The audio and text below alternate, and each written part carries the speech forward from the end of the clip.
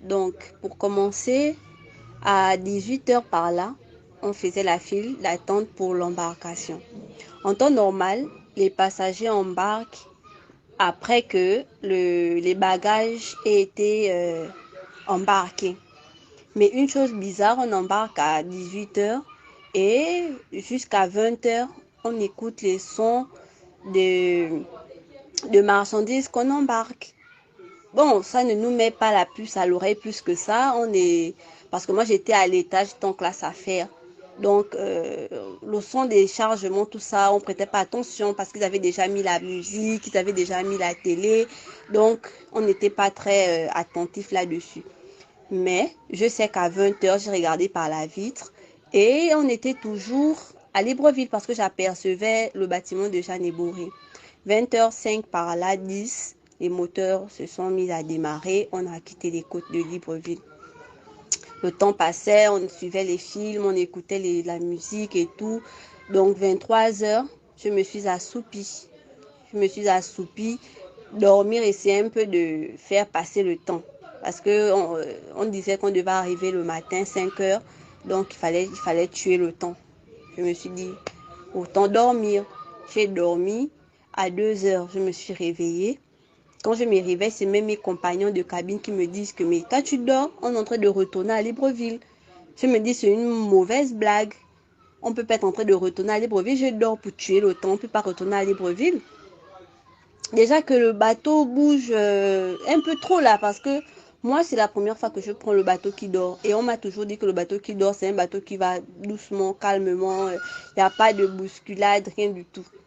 C'est comme ça le commandant fait une annonce. Vraiment les annonces, c'est pas une annonce, il n'avertit pas réellement les gens parce qu'il fait l'annonce, il y a la musique, il y a la télé, il parle, il a un accent un peu trop prononcé, donc on sait même pas réellement ce qu'il dit. Du coup, on interpelle les hôtesses, on pose des questions, mais vraiment ils nous mettent dans la sécurité. Non, ils vont peut-être rembourser les billets ou bien ils vont nous payer à nouveau la nourriture, machin et tout. En tout cas, on va retourner à Port-Gentil demain à 5 heures. Mais vraiment, il n'y a pas de souci. C'est au moment où je me lève pour aller me soulager. Quand je me lève, je sens que il y a un truc qui ne va pas. Je fais 2 pas, je suis complètement tombée sur des gens parce que j'avais même plus appui sur le sol. Le bateau commençait déjà à être incliné. C'est quand je vais dans les vestiaires que je me rends réellement compte que le bateau est vraiment incliné. Je suis retournée dans la cabine et les gars autour de moi ont commencé à demander les gilets. C'était même pas l'initiative des hôtesses de donner les gilets. Parce qu'il y avait des gens qui faisaient les navettes à l'extérieur et qui disaient déjà qu'il y avait de l'eau en bas. Au rez-de-chaussée du bateau, il y avait déjà une infiltration d'eau. Donc les gens commençaient à demander les hôtesses et les hôtesses ont commencé à demander les gilets et les hôtesses ont commencé à partager les gilets de sauvetage. Donc, on a attaché les gilets. Moi, moi je sais pas, j'étais dans un autre état d'esprit. Je me disais que ça pouvait pas mal terminer. Parce que d'après ce que les Gauls disaient, bon, ils devaient trouver une solution. Donc j'ai mis le gilet, j'ai attaché, j'ai mis mes louanges aux oreilles. C'est comme ça, les gars, ils étaient dehors, ils reviennent maintenant me chercher. Ils me disent, toi, tu écoutes la musique, je sais pas que dehors, c'est grave. J'enlève les écouteurs. J'ai dit, mais comment ça? Il me dit, viens. On est sorti. Quand on sort, c'est maintenant là que le capitaine dit, bon, il y avait maintenant plusieurs personnes qui parlaient, donc on ne sait plus c'est qui parlait. Il demande maintenant de descendre du côté droit, et du côté gauche du bateau, essayer d'équilibrer le poids. Parce qu'apparemment, le bateau est en train de s'incliner, il est en train de pencher vers le côté gauche. Donc, on est tous descendus du côté droit. On est tous descendus. On a commencé à écouter les assiettes se casser. Mais j'ai pris peur, j'ai commencé à me demander, mais qu'est-ce qu'on va devenir là? Qu'est-ce qu'on va devenir? Je te parle là même, j'ai le frisson. Qu'est-ce qu'on va devenir, mon Dieu? Ma mère m'a dit de ne pas prendre le bateau. Pourquoi j'ai insisté? Tu te remets maintenant en question. Tu ne sais pas si tu vas arriver.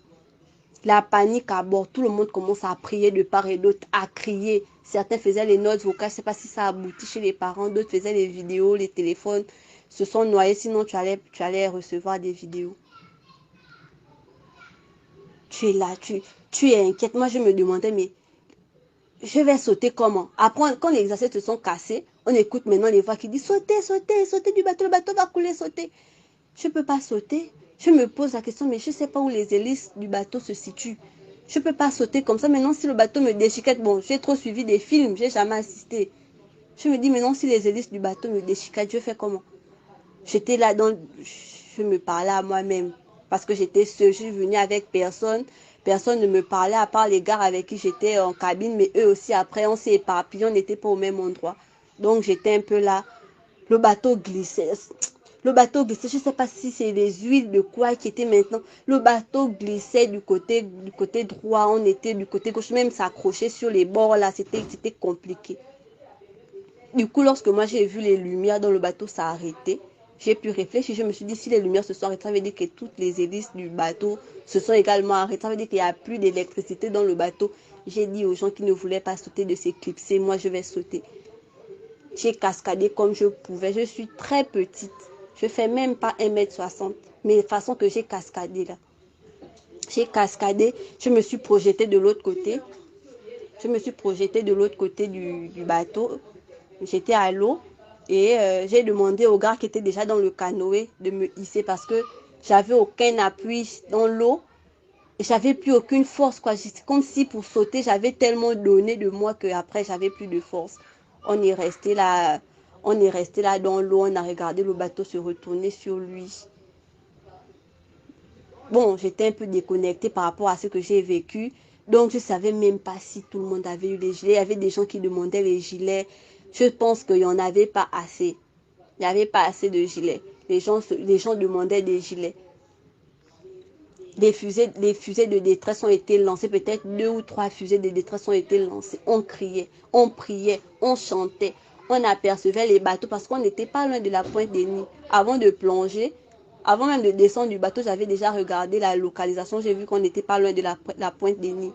Les hôtesses là même, elles nous disaient que finalement on va essayer d'accoster à la pointe des Nids, ça va faire 1 heure. En fait, elles nous mettaient dans un mood où on ne prenait même pas conscience de la gravité des faits. On ne prenait même pas conscience de la gravité des faits. C'est au dernier moment que, quand tout allait péter, qu'on sait, non, mais c'est normal s'il y a beaucoup de disparus. Si on nous avait mis dans le mood idéal, c'est-à-dire que, bon, là, on n'est pas sûr qu'on va aboutir, c'est mieux de commencer à évacuer. On allait tous pouvoir sortir. Mais c'est à la fin. Le bateau était déjà dans une inclinaison pas possible. Il y a une dame, elle, son enfant de 9 mois a été écrasé parce que la précipitation. Les hôtesses, elle a essayé de remettre l'enfant aux hôtesses. Ils ne l'ont pas récupéré. Donc, quand les gens étaient dans l'attroupement, et elle et l'enfant, ils ont marché sur elle. Ils ont marché sur l'enfant. Elle pensait qu'elle le protégeait, mais c'était déjà trop tard. L'enfant est décédé avant même d'arriver à l'eau. L'enfant est décédé avant d'arriver à l'eau. Et on est sorti des bateaux, il était 3 heures. Mon téléphone était encore allumé. Il était 3 heures quand moi je suis arrivée dans le canoë. On a lancé les fusées d'alerte, on a crié, on apercevait les lumières d'un bateau, je ne sais pas c'est lequel, au loin. Ça veut dire qu'on n'était pas très loin de Libreville. On était juste là derrière la pointe des Nids. On a attendu. Le bateau s'est retourné sur lui. Après, là, on ne le voyait même plus. C'était une étendue d'eau de part et d'autre. C'était la lune et nous. On chantait, on criait, on se chamaillait même dans le canoë là. On était tellement nombreux pour le nombre de canoës qui existaient, c'est que les canoës se sont même percés. On était là comme ça, les pieds dans le vide. Les pieds dans le vide. On s'est tellement soutenus. Si ce n'était pas ça, beaucoup allaient mourir. La majorité des gens qui ont été secourus, c'est ceux qui étaient, on était tous dans les 3 canoës en train de se tenir les coudes. On était là comme ça en train de se tenir les coudes. On a attendu jusqu'à 7 heures. C'est à 7 heures là que le bateau de Peugeot, qui revenait de Port-Gentil, qui est loin, à écouter les signaux de détresse. Combien de fois Libreville qui est à côté? Et lorsque les bateaux viennent pour nous repêcher, il n'y a même pas un plongeur pour un bateau qui a complètement coulé. Il n'y a même pas un plongeur pour aller rechercher ceux qui ont quand même pu résister, quoi.